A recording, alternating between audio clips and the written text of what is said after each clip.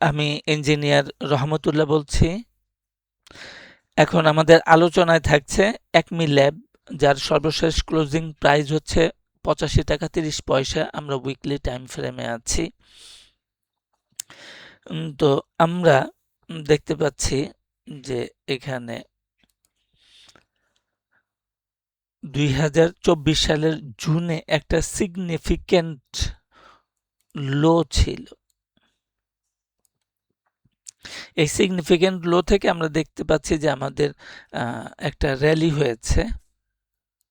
এই র্যালিটা 5 wave structure ছিল।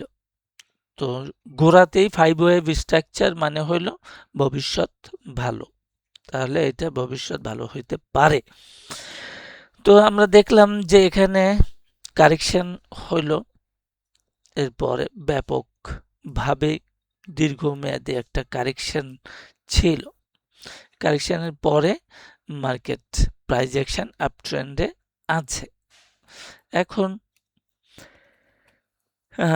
আমরা দেখলাম যে ইমিডিয়েট একটা টপ হচ্ছে 2026 সালের ফেব্রুয়ারিতে যে টপ আছে 83 টাকা 60 পয়সা, এটার উপরে ক্লোজ করেছে। সো এটা ট্রেডেবল ছিল এবং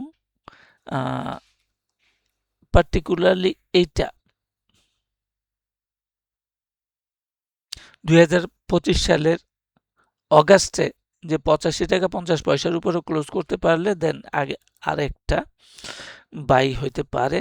এবং পার্টিকুলারলি আমরা যেটা জোর দিয়ে বলি থাকি সেটা হলো যে এখানে ব্ল্যাক যে চ্যানেল আছে, এই চ্যানেল ভাঙলে পরেও আমরা ট্রেড নিতে পারি, তারপরেও মার্কেট প্রফিটেবল হইতে পারে। একটু পরে আমরা দেখব যে সেটা কি জন্যে, যে আমাদের রিস্ক রিওয়ার্ড কতটুকু আছে।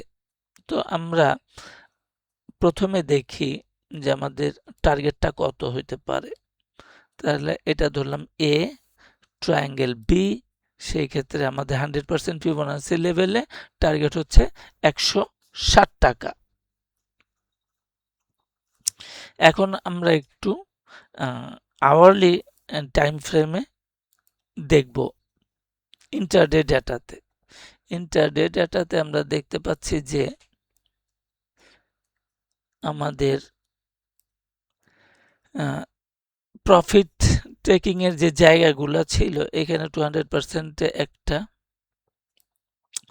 এবং বর্তমান যে টপটা আছে 261.8% ফিবোনাসি লেভেলে প্রায় 88 টাকাতে, এখানে একটা আমাদের টার্গেট ছিল। এখন বর্তমানে প্রাইস অ্যাকশন আওয়ারলিতে কারেকশনে আছে।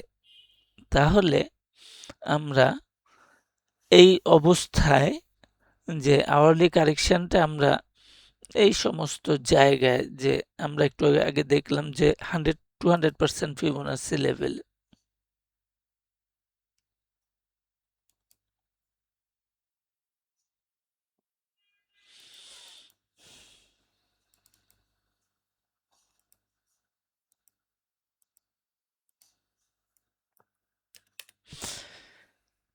200% ফিবোনাসি লেভেলের যেটা আছে এটাকে আমরা সাপোর্ট মানছি, যে আওয়ারলিতে ডাউন হচ্ছে, আমাদের সাপোর্ট লেভেল হচ্ছে এইটা 82 টাকা বা 83 টাকা, এবং আমাদের স্টপ লস হচ্ছে অ্যাপ্রক্সিমেটলি 80 টাকা লেভেলে। তাহলে আমরা আমাদের এন্ট্রি হচ্ছে 83 টাকায় এবং স্টপ লস হচ্ছে, লোয়ার লো করলে তো আর এটা থাকবে না, স্টপ লস হচ্ছে 80 টাকায়। তাহলে আমাদের রিস্ক হচ্ছে 3 টাকা। আর আমরা একটু আগে টার্গেট দেখলাম 160 টাকা এই জায়গাতে। তাহলে দেখা যাচ্ছে যে আমাদের রিস্ক রিওয়ার্ড রেশিও হচ্ছে প্রায় 7। তাহলে আমরা স্টপ লস 80 টাকায় ধরে আমরা ট্রেড করতে পারি একটা। আর যেহেতু এখানে কত 90 টাকা, আমরা এখানে বলছি ট্রেড করা যাবে 85 টাকা 90 পয়সা, অর্থাৎ 86 টাকার উপরে ক্লোজ করতে পারলে আমরা ট্রেড নিতে পারি। সেই হিসাবেও দেখা যাবে যে আমাদের রিস্ক রিওয়ার্ড 3-এর বেশি হবে। তো 2 রকমের হইতে পারে এন্ট্রিটা, একটা হলো বেসড অন ইওডি ডাটাতে আমরা যেটা আলোচনা করলাম এটা একটা হইতে পারে, আর একটা এন্ট্রি বলেছি যে আমাদের যখন বেজ চ্যানেল অথবা এটাকে আমরা বলছি কারেক্টিভ চ্যানেলকে ভাঙবে উইথ অ্যাডিকুয়েট ভলিউম, এটা আমরা দেখেছি যে এইটাই তখন ওয়েভ 3 হিসাবে থাকবে। তো হিউজ মুভ কোথায় হয়? ইন ওয়েভ 3-তে হয়।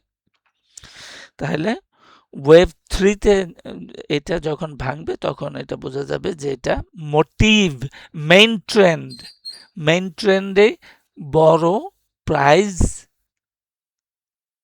ডেভেলপমেন্ট হয়, যেটাকে আমরা এলিয়ট ওয়েভে বলি ওয়েভ 3। তাহলে এটা ওয়েভ 3 হচ্ছে কি হচ্ছে না সেটা বলে দিবে এটা মেইন ট্রেন্ড কি না, এটা 160 টাকা পর্যন্ত যাবে কি না, কে বলে দেবে? এই বেস চ্যানেলের যে আপার লেভেলটা আছে সেইটাও ভাঙলে পরে বোঝা যাবে যে আমাদের বর্তমান প্রাইস অ্যাকশন যে আপ ট্রেন্ডটা আছে এটা মোটিভ মেইন ট্রেন্ড এবং 160 টাকা পর্যন্ত যার মতো ক্ষমতা রাখে। তো নানানভাবে আমরা এন্ট্রি নিতে পারি। এখানেও দেখা যাচ্ছে যে এখানে কারেকশন আছে, দেন এইটা যে কালো ডটেড লাইন আছে এটা একটা সাপোর্ট হিসাবে কাজ করতে পারে। তো এইটা এক সময় এটা রেজিস্ট্যান্স ছিল, বর্তমানে আবার এটা যখন এখন বর্তমানে প্রাইস অ্যাকশন আওয়ারলিতে কারেকশানে আছে, এখন এটা সাপোর্ট হিসাবে কাজ করতে পারে।